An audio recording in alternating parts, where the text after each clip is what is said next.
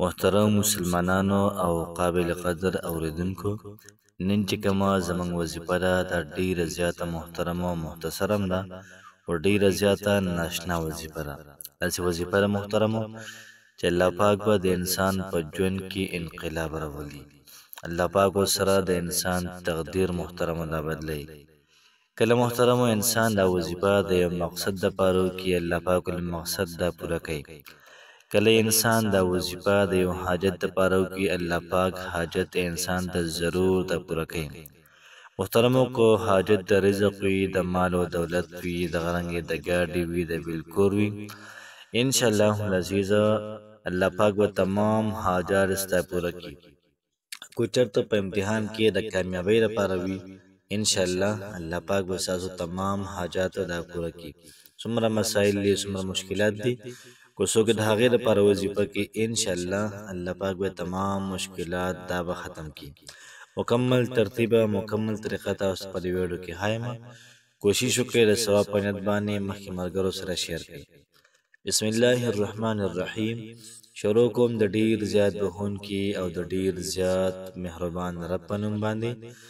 زه ګواهي ورکوم د دې خبرې چې د الله پاک نه علاوه د عبادت لایق بل څوک نشته او نبی کریم صلی الله علیه و آله وسلم د الله پاک بنده او د الله پاک رسول دی. السلام علیکم ورحمت الله وبرکاته. امید درب کوم چې تاسو ټول په ټیک ټاک کې الله پاک هم خوشاله آباد ساته. الله پاک دې موږ او تاسو ټول د چا محتاج نه، صرف د الله پاک موږ او تاسو ټول د خپل بندګۍ محتاج ساتي. دی وخت ګوره محترم تاسو د وظایف کې دنیا چینل او زه مخاطب تاسو سره د یو نوي ویډیو په سلسله کې. نن چې محترم زموږ کومه وظیفه ده د ډیره زیاته بهترین او ډیره زیاته اعلی او ډیره د کمال وظیفه ده.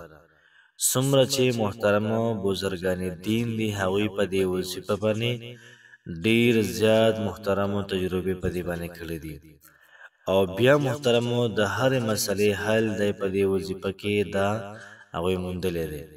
نو که تاسو هم د یو حاجت دپاره دا وظیفه کوئ، الله پاک به دغه حاجت ستاسو پوره کړي. که تاسو د یو مسلې دپاره دا وظیفه کوئ، الله پاک به ستاسو تمام مسایل محترمو دا به ختم کړي.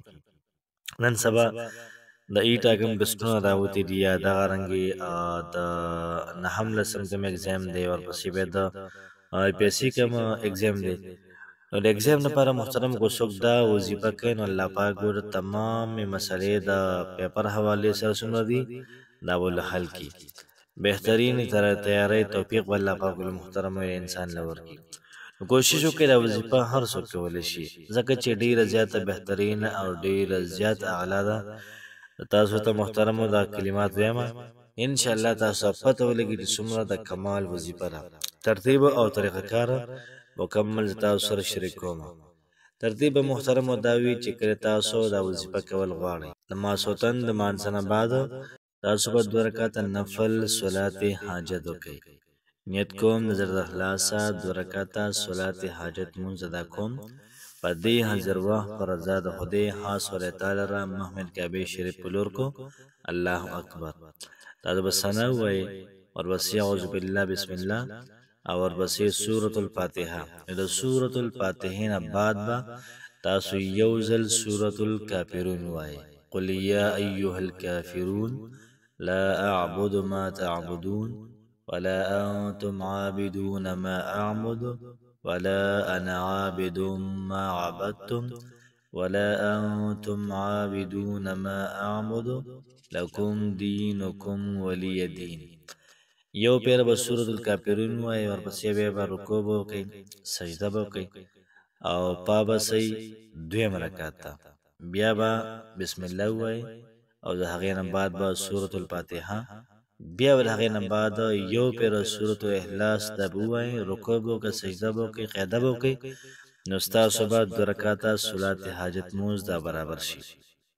بیا محترمو د هغې نه بعد به 14 پیرې درود ابراهیمي وایئ، یا کو تاسو وایئ 11 پیرې درود ابراهیمي دا لازمن وایئ. کلم درود ابراهیمي دا ویلې 11 پیرې، بیا به د هغې نه بعد تاسو دا کلمات وایئ یا بدیع العجائب بالخیر یا بدیع، یا بدیع العجائب بالخیر یا بدیع. الله پاک ناشنا ناشنا کارونه داسې دي چې هغه کوونکی دی. الله پاک ځمکه سازه کړې ده، ډېر ناشنا کار ده محترمو، ځکه چې 71% ځمکه په دنیا کې اوبه دي او وچه پکې یو کم 30 ده 29.